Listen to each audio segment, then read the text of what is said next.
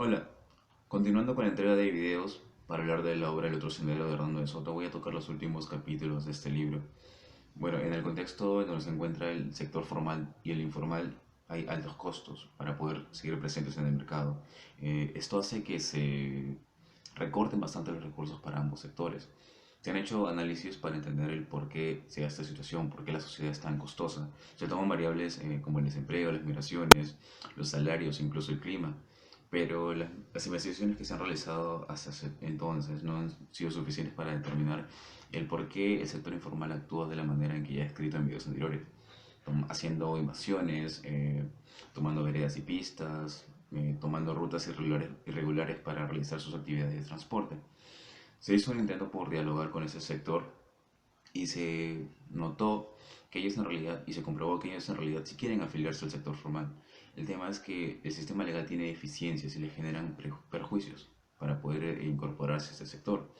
Por ello, el Instituto de Libertad y Democracia, el ILD, del cual les he hablado también en videos anteriores, eh, generó también sus propias investigaciones con el propósito de identificar los puntos críticos y deficientes en el sistema legal para ver por qué ellos no querían afiliarse. Bueno, se identificaron dos puntos importantes en la investigación del ILD. El primero de ellos es el costo de la formalidad, ¿no? ¿Por qué cuesta tanto?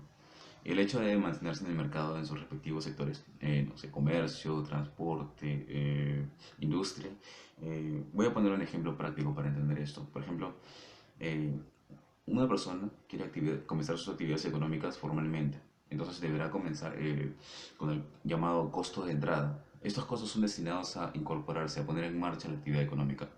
Aquí se encuentran, por ejemplo, los trámites, los registros, los costos de capital. Además, una vez que la persona ya se encuentra en el mercado realizando sus actividades económicas, de venta, por ejemplo, debe también cubrir un costo que, para poder permanecer en el mercado. Ejemplo de ellos pueden ser, por ejemplo, los tributos. Obviamente estos costos reducen los ingresos en las unidades de producción, pero son esenciales para que se mantengan dentro del umbral económico legal, para que tengan, digamos, para que se mantengan en regla. Ahora, luego de hablar del sector formal, voy a mencionarles también a los informales, a la fuerza laboral informal. Ellos, bueno, se encuentran siguiendo una normatividad extralegal, ellos no siguen una ley, digamos, oficial. Con eso cualquiera puede pensar que ellos tienen las cosas más fáciles o más sencillas y que sus actividades económicas, no sé, tienen más ventajas. Pero en realidad no es así. Es que ellos también tienen altos costos para mantenerse vigentes en el mercado, a pesar de que no están regidos por leyes. Nuevamente, voy a poner un ejemplo. Tenemos una persona, por ejemplo, que pertenece al sector informal vendiendo productos en la calle. Esta persona va a tener que estar todo el tiempo escapando de las sanciones legales, de los operativos municipales, por ejemplo.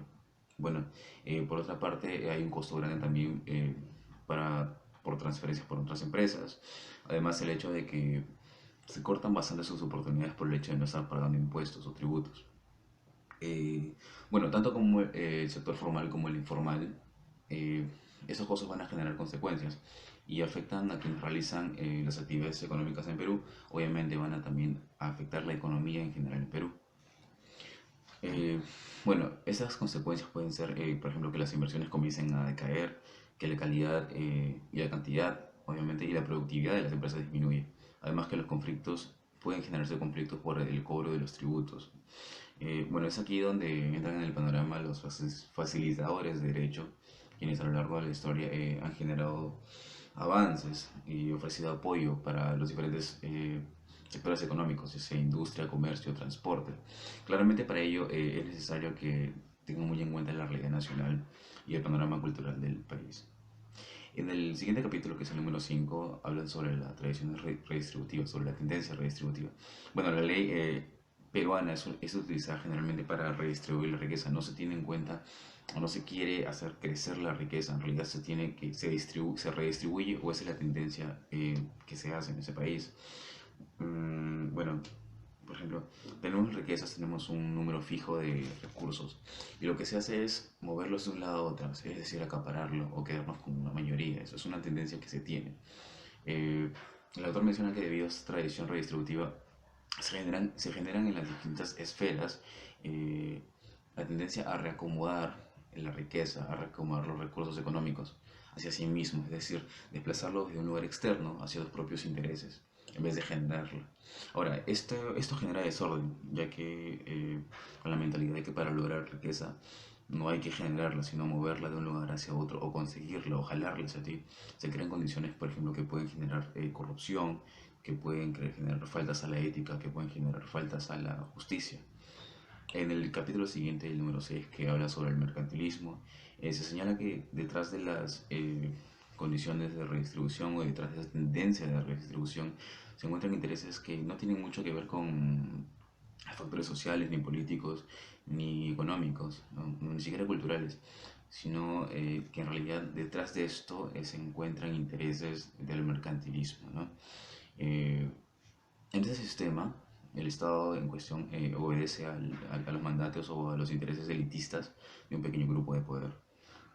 Ese fue el sistema predilecto que se tomó en España, o bueno, en general en Europa, en la Edad Media.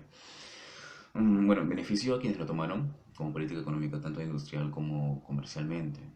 A pesar de eso, en Europa ya se encontraban bastantes cambios, tanto económicos como sociales, habían nuevas demandas sociales. Entonces, pero Europa igual tenía la insistencia por mantener ese sistema económico obsoleto. La pregunta es, ¿nuestro país, Perú, se encuentra sujeto a estos sistemas, a la redistribución y al mercantilismo? Bueno, hay bastantes similitudes que se tienen en cuenta y que se ven hasta ahora. Por ejemplo, los aspectos de autoritarismo, las leyes que son manipuladas, la intervención estatal, también los grupos herméticos de poder, las barreras económicas para los emprendedores también se están dando. Entonces, el sistema mercantilista europeo también terminó debido a los cambios que hubo en la historia. En las condiciones sociales sobre todo, ese sistema ya no podía gobernar al pueblo, tenía nuevas necesidades sociales. Aquí quiero mencionar una vez más la práctica de la redistribución, ya que, digamos, el mercantilismo se iba derrumbando y era inminente que se termine. Entonces, las medidas tomadas no consistieron en generar nuevas riquezas, sino consistieron en simplemente redistribuir la riqueza y tomar el máximo provecho posible antes de que el sistema colapse totalmente. Eh, Se intentó explotar la riqueza antes de que finalice el sistema. Por ejemplo, se tomaron como medida tributos más altos, fue una de las formas que ellos tomaron. Ante esto, el pueblo reclamó y protestó y la presión fue tan grande que significó el derrumbamiento del sistema obsoleto. Bueno, de esta manera quiero finalizar esta serie de videos dedicados a la obra de Hernando de Soto, El otro sendero.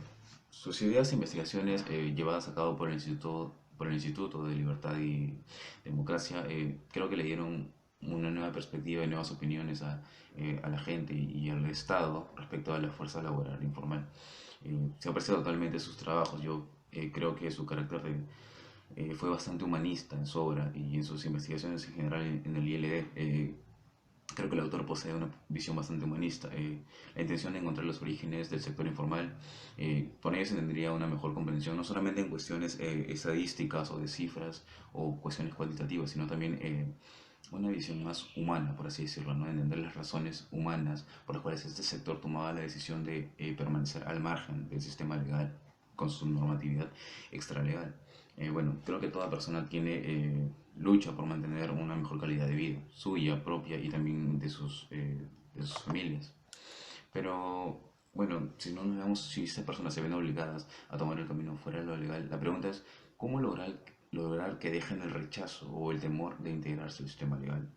Bueno, el tiempo y las mejores propuestas económicas creo que tomarán un papel bastante determinante e importante para esta cuestión en los siguientes años. Frente a la problemática que se ilustraba en este Perú de los 90 en la obra del otro sendero, permanece igual vigente hasta nuestros días. Eso es todo. Muchas gracias. Antonio Valencia.